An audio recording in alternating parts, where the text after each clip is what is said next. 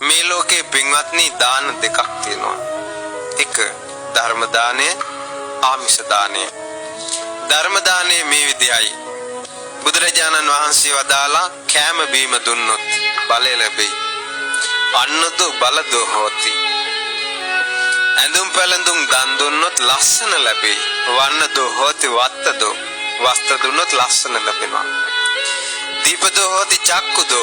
පහන් ආලෝක එළිය දන් දුන්නොත් උපනූපං ජීවිතේ ඇස් ලැබෙයි.